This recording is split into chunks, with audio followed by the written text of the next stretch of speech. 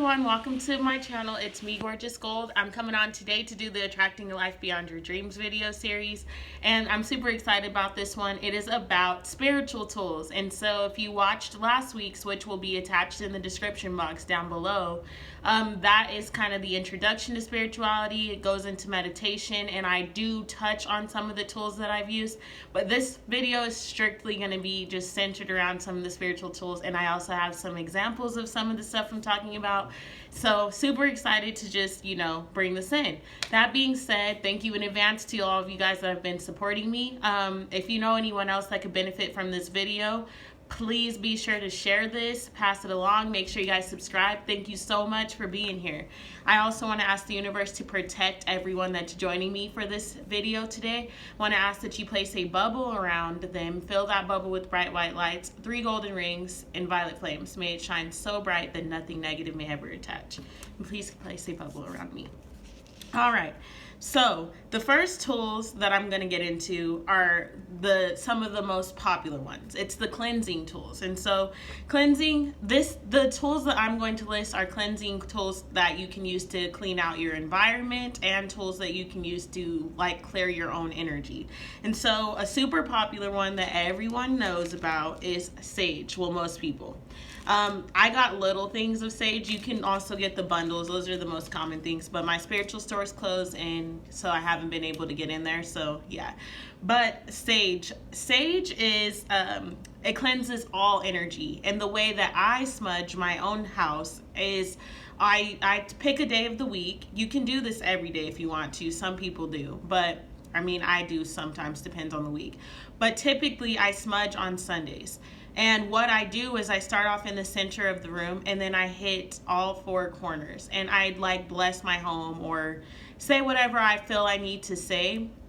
But it's all about intention. So even if you weren't to say anything, if you were just walking around and smudging, you can do that too. It's all in your intention. So as long as your intent is to clean your home, or to cleanse your home, then that's exactly what will come of it. Again, sage is used to cleanse all types of energy. It's believed to cleanse out good and bad energy. So it just leaves your house sort of in a blank state, in a space that is, pure. It just is. Then we have Palo Santo. A lot of people, some people might be familiar with this if you're on the spiritual journey. Others of you, this is the same. It's used the same way as sage. You would start in the center of the room and then hit all 4 corners. Also, I forgot to mention mention a part.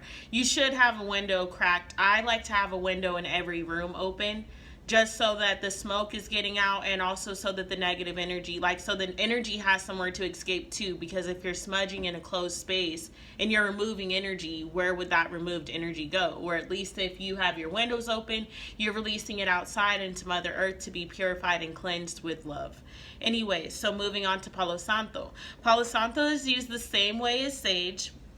It's a holy wood, and it is used to clear negative energy, just negative energy, and it's believed to bring in good energy. And so I use Palo Santo pretty often. The smell is a lot lighter to me than sage. Sage hits you on. It smells like weed. Not that that's a bad thing, but it's it's kind of it just smells like wood burning. It smells really good to me. So Palo Santo clears negative energy, but it brings in good energy. And so this is an alternative. And if anyone knows, obviously this video is for beginners, so maybe you know, maybe you don't. There are different kinds of sage. There are so many different cleansing tools that, different forms of sages and different forms of, I don't think there's any different forms of Palo Santo, but there's just different forms of sage. There's so many different sage bundles you can get. You can get lavender sage bundles. You can get white California white sage bundles. You can get, I have one in there that's pine cone with roses. So it's our pine tree with roses. So you can smudge with a number of tools. And all spiritual stores will have something different. So it's really fun to go around to see them. that brings me to the next thing, incense. Incense are such a good way to cleanse your home. And a lot of people use incense and they don't even realize that the smoke of that incense is purifying their space. And also, if you watch the incense burning, you can kind of see movements in it. And when you get really into your spiritual journey, you might see be able to interpret what the smoke means. Because that even is a thing. Like, the directions in which the smoke from the incense burns mean different messages for you. But anyway, so for my incense right now, I've been using these ones, the Sun. I really I got this on Amazon, 120 pack for $6. I bought them from my spiritual store before they closed down. I went and stocked up on all these incense and stuff to get prepared for being in isolation. And yeah, I literally racked up on incense. Like, everybody was running to buy toilet paper. I was like, I had to get to the spiritual store and get incense and my spiritual supplies for my work. Like, no. So, yeah, the Sun, this smells so good. I also like rose incense. You got frankincense and myrrh. That's a good one. You have patchouli. There's so many different. You just kind of have to play with incense and get which ones vibrate with you. I know if you have a Five Below where you live, they have this box that is it's $5, obviously. Well, no, it's only $4.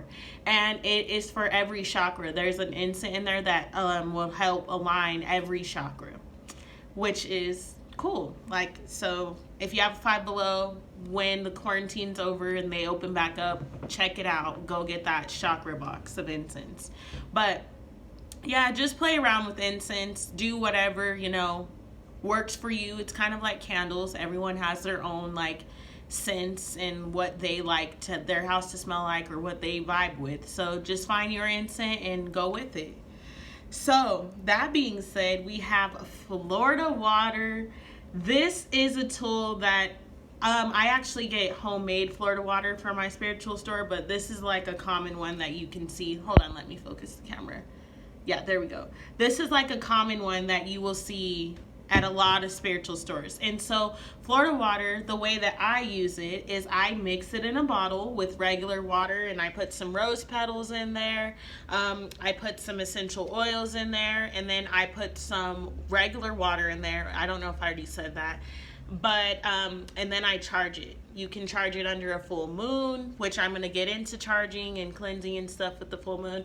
You can charge it with Reiki if you know Reiki, or if you know someone that does it. It's kind of equivalent to getting holy water blessed. You're blessing this water, and then I kind of just go through my house and spray it. It's a cleansing spray. And so it'll cleanse the area just like sage, because Florida water is really good for cleansing. And this is also going to be a tool that you would use when you're taking spiritual baths, which I'm going to go into next. But Florida water, really good resource to have. It can cleanse everything. Even if you just want to put it on yourself throughout the week and wear it, it keeps your vibration high. It cleanses you and it keeps you purified, and it smells really good. It smells kind of like cologne. And so, yeah, Florida water, great tool. I use it for a mixture. You don't have to do that, but if you want to, it's really cool, and it'll last longer, and it's easier to use than trying to go through your house and maybe dab that in corners. Just created a spray. Which brings me to my next thing, spiritual baths. What a spiritual bath is exactly is, well, for one, it's a bath. Or if you don't want to take a bath, or you can't take one, you can do spiritual showers. But you go into this space. Before I take a spiritual bath, I like to meditate, so I'm already in the zone. If you're new to this, and you're not, fully into meditation yet, or whatever, you're practicing it, but you don't feel it, you could just use the spiritual bath to meditate, to allow you to get in that zone of relaxation. So what I do is I run my bath water, and then I put, bubbles and stuff in there. But after that, you want to add some ingredients. And so you would add, for sure, Epsom salt or pink Himalayan sea salt, because salt in general cleanses your body. It detoxifies your pores. So you want to put Epsom salt in there. You could get Epsom salt anywhere. Walmart has it, Target has it, everywhere has Epsom salt or pink Himalayan salt. Put that in your tub. I also add I know can sound strange, but I like to add honey to the spiritual baths just to, you can add your own ingredients, like whatever you want, whatever you resonate with. But Florida water is definitely a good one to put in there, and Epsom salt. Those are two things, like if you don't add anything else to your bath, if you're not comfortable putting all these ingredients in, the cleansing bath comes from the salt and the Florida water. You can get this online. You can get this when the stores open back up at metaphysical stores. You can get it anywhere. And Epsom salt, you can find that at any store. It's all about intention. So you go into it with the thought of this bath, like before you even step in, I set my intention for this bath. So it's like, this bath is going to be used to revitalize me, to cleanse my energy, to cleanse anything that no longer serves me down the drain, to allow these things to just flow off of me. And be very excuse me, be very intentional with exactly what you're doing. Like, ask, speak it up. And that's exactly what the bath will be used for. What was I gonna say? So yeah, intention. I also recommend, for me, everyone does spiritual baths different. You can do them however you want. I like to add some flower petals in there, some rose petals or something.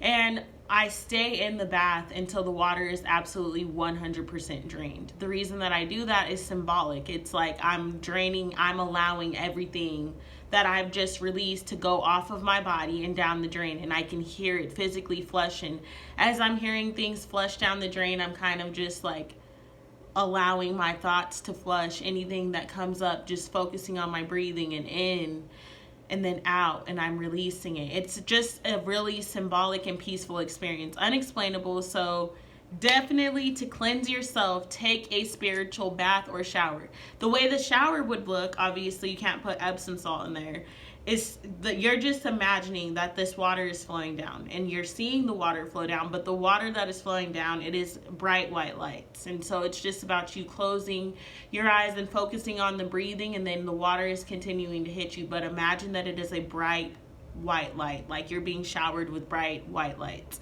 or golden lights. That's another way to do it. And as you're cleaning your body and like rubbing this water or feeling it on your droplets and like touching and just, you know, getting it off of you, you're envisioning again that it is going down the drain with the shower, with the soap and all this stuff that's rolling off of you. Like, you're just imagining it rolling off of you and going down the drain. And it's again symbolic because you're cleansing yourself, and then you're cleansing yourself. You're physically cleansing yourself and you're mentally cleansing yourself.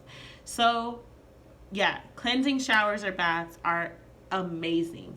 A good time to do that is the next thing that I'm going to talk about, full moons. Full moons are the time for cleansing out your mind, the time for cleansing out your closet. It's like closing out cycles. Full moons also are used to charge your stones, which we're going to get into next, but to charge your stones. And also, if you take a spiritual bath on the night of a full moon, when the energy of our literal universe is released, because that's what a full moon is. It's like a complete moon cycle. So the earth and the energy surrounding, like the earth and the moon are in everything, like this whole astral cycle is coming to a close every 2 or every month. We have an opportunity, and then a new cycle starts. So it's like we have that full moon, then 2 weeks later we have a new moon, and then 2 weeks after that we have a full moon. So it's literally like every month the universe gives us an opportunity to release with it. The energy is amplified for release. So taking a spiritual bath then will literally allow all those thoughts, all of those weights, all of the pressure, all of the sadness, whatever has happened for you over this month, to cleanse off your body, and it's literally going out into the universe. I will give a warning. Spiritual baths on full moons are very powerful. A lot of the times the emotions will be coming up, and you'll have thoughts or memories of things that you didn't even know still bothered you because you're connected. And you can't heal it if it doesn't come up for you. You can't heal it if you don't allow it to actually be revealed. So wow, I needed to hear that. So it's literally just about it, just allowing it to flow off of you, the full moon, and just cleansing it away, cleansing your energy, cleansing your home, cleansing your stones, cleansing. That's what the full moon's about. Cleanse and release. So that brings me to number 2. This is going to be under protection tools. So we had cleansing tools for the first list. Now this list is going into protection tools. These are amazing, amazing, amazing. I know that everyone around the world right now is probably seeing, stones, or you've seen someone that's walking around with a pretty little amethyst necklace, or like, I don't know, stones are becoming very popular. Anyway, so protection stones, these are kind of what they look like. I also wear a pouch of them. Protection stones are stones that protect. Each of them has a different meaning, and there's literally so many protection stones from all over the world, and so many different components and qualities that go into the stones. And so you would just kind of have to go to a metaphysical store. I recommend not ordering stones online. Some people do. It's really just what you want to do, but for me, it's a whole process. Like when I go into the store to buy protection stones, for one, I may have, researched some stones, and so I know which ones I have an eye out for. That was what I did the first time I ever went into a metaphysical store. I told you guys last week was in Kansas City, and I knew what stones I was looking for, but when I walked in, there were so many different ones, and so it was like, yeah, I got what was on my list that I'd been researching, but I don't know why I said researching.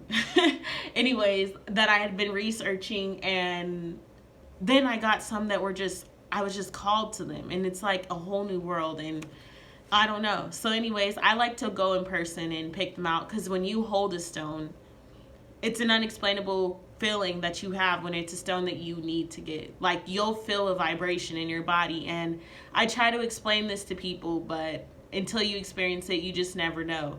And I've given out stones, like that's my signature gift. If anyone knows me that watches these videos, I always want to give a stone to you. Like, I leave everybody with stones. I give stones to my students, to coworkers, to my family. Like, that's my gift. If I'm gonna buy you something, it's a stone.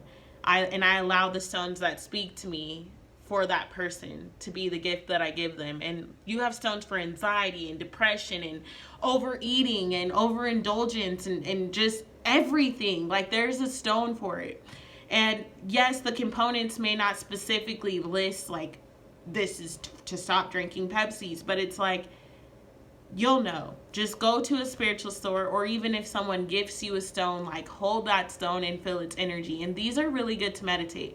Starter stones for me would be clear quartz, which is what I'm holding, because this is known as the most powerful crystal in the entire world. It literally can cleanse other crystals with its properties. And also, clear quartz is just, it handles a myriad of things. Like, it can handle so many different things: anxiety, depression, anger, grief, unresolved issues. Like, so many things come from this. And it's like, people might say, how do stones work? I don't know how they work. I'll be 100% honest. Like, they were created just as everything else in this planet to be used as a tool. You can find the beauty and the meaning and the what am I trying to say? You can find meaning in anything. You can find the purpose of anything when you give it a chance. I have a poster in my, or it's not a poster, it's like a lanyard thing. But anyways, it says you can live as if everything is a miracle, or you can live as if nothing is a miracle. And it's Albert Einstein. Maybe it's reversed. Like, you can live as if nothing is a miracle, or you can live as if everything is a miracle. But the point is, like, there's a purpose in everything. And so stones come from the earth, and just like other tools that people use to ground and stuff, these are used and they're overlooked and they're beautiful. So starter stones, clear quartz, I would go with like a black obsidian, because that's used to remove negative energy and get it off your body and kind of protect you. It's really beautiful too. It's like stone cold black, and it's just nice. And rose quartz, a lot of people know about rose quartz. Also amethyst. I have an uncut amethyst that I found at a salt cave, so it's pretty. But the point is, you can, amethyst and rose quartz are about unconditional love, and you can, I don't know, you can feel the vibration. I love protection stones. I never go anywhere without my stones. They're all over my house. I have them over the door frames. So yeah, that's another way to protect your home and protect your rooms and everything like that. Put stones over the little door frame and have specific stones. Like, you pick what works for you. Clear quartz over my front door, so off bat you're not entering if you know you're not of high vibration. And a lot of people that come to my house are like, why is it so peaceful? And it's because of all this stuff. So anyways, another protection tool that's super cool is sacred geometry. What sacred geometry is well, shapes, but they're sacred. So every shape would have a specific meaning. You have some to cleanse out your chakras. You have some to protect you against negative forces and against energies that don't feel good to you. There's literally a sacred geometry shape for anything. So Pinterest them or look them up and you'll see which ones are in alignment with you, and it's just about honoring those and using them. Then we have the protection bubbles, which is kind of what I do at the beginning. It's not kind of, it is what I do at the beginning of all my videos, asking the universe to place a bubble around you. You don't have to specifically say it in the way that I say it, but just ask the universe to like shield your energy, basically, like put a force field up so that nothing negative is attaching to your body or your thoughts. And although you may have some negative things come up, you're not as vulnerable as you would be as if you just went outside every day, and especially if you're an empath and then you're around all these people and they're pulling from your energy. Like, protect yourself, shield yourself, imagine that bubble, even draw it. Like when I say this in the morning, I draw it. And you can also place protection bubbles over your children or your pets or your spouses, whatever. You can protect anyone. So protection bubbles, there's all kinds of different ones. Like, you just find what works for you. That's the important thing. That's the whole point of the spiritual journey. It's not to like follow somebody else's playbook. It's just to take the tools of what you need from that person's journey and then incorporate it in your own way, manipulating it to fit your life and who you are. So yeah, I just wanted to say that so you're not feeling like, well, she said this, so I need to write that down and they do exactly what she's saying. Like, no, take what I'm saying, but tailor it to you. Tailor it to your own life. Another thing I put for protection is affirmations. Like, you can make protection affirmations, but also affirmations protect you from negative thoughts and they realign you with your purpose. So when you're feeling down, which we all get to those moods where it's like, F the world and I don't want to deal with this anymore and whatever, negative thoughts, we all have them. You have an affirmation to pull you out of that, which is then in turn protecting your energy and really allowing you to be shielded from going down a devilish spark that you don't need, like going down a path of unconsciousness and just sadness and grief and heaviness that is unnecessary. So affirmations are amazing, and you can find quotes that are affirmations, anything. I mean, affirmations, again, like the World Wide Web has all this stuff on there, all these affirmations, all of this. Like, you can find it and tailor it to yourself, or you can create your own. Like, so many opportunities. This is all about freedom. So have freedom within your choices with your spiritual journey. Do what feels good for you. The last thing I want to touch on is a sacred space, or like altars. So you don't have to have an altar, or vice versa. You can have an altar that is your sacred space, but you can have a sacred space that is not an altar. It's fully 100% up to you. A sacred space for me is just a place that's mine. I like to call it a zendan. So like I mentioned in the video last week, my first zendan was a closet, and it was like that size closet. I don't know if you can see that, but you can't see in there. It was like a walk-in closet, but it had little shelves, and like I had stones and all this stuff on there, and candles, and yeah, just whatever you want to add in there, stuff that's memorable to you, stuff that makes you feel good. And so forming a zendan, just an area for your sacred self, and like even if it's just small and you don't have a whole closet, because I know some people don't have that space, just finding an area in your room where you're like, I go there to decompose, and I go there to meditate, I go there to get in touch with myself, and like just make use of the tools that you have available to create any kind of sacred space that you want. It's your Zindan. And so do it however you want to. Play with it, you know, switch it up, do whatever. Then an altar, for me, I created an ancestral altar, but I have like this long breakfast bar. And half of it is my ancestral altar, and then the other half is for if I'm doing spell work or whatever, you know, whatever other spiritual stuff I got on that side. Like, and don't get scared, guys, when I'm saying spell work. I'm not, you know, out here hurting people. This is spreading love, and I call it spell work because it's just, yeah, whatever. That's a whole nother video. Anyways, so you go to your sacred altar, and you know, you can pray there and you cleanse it, and you add all tools that feel sacred to you. So for your ancestral altar, you can have pictures. Well, you should or could have pictures of your ancestors that have passed on, or, you know, people that in your life that are significant to you that you would just like to give thanks and pay homage to. Like, these are, you know, sacred to me. These people are sacred to me, and so I want to honor them. You can also add, you know, well, I have flowers on my altar. I have incense going. I have stones. I have candles. I always keep a candle lit. I have water, and I have alcohol, and I have food for the ancestors. I normally just do fruits, but like, because you can change them out daily, but just tailoring it to you.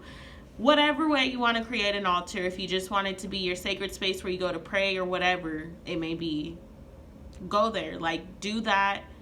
Create this space that is just devoted to your spiritual practice. Also, your mind will automatically associate your Zindan with peace. So it's like, you'll be at work and your boss is on your neck and you're tired. You ready to go home. It's just like, F today. If you know that when I go home, I'm going to go to my Zindan, the more you do that, the more it becomes a habit. And then your brain literally correlates Zindan with decomposing. Like, Zindan with getting out of, like, getting away from the world for just a little bit and having this time in my sacred space to be me, to light my incense and just vibe out. Because, like, it's the place where you can go give yourself self-love every single day.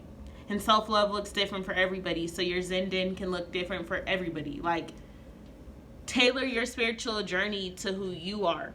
Don't mock anyone else's. Don't try to be anyone else. Just, like, play with this stuff. I'm just here to provide you with tools that I've used and that I find helpful.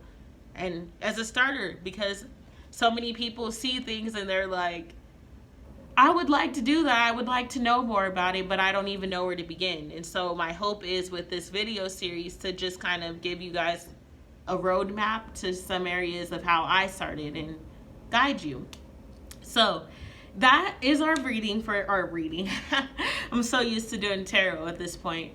But that is our video for the day. I hope that you guys like this. I hope that it helps some people. Comment, let me know. I love you guys. Sending you so much positive energy. Namaste.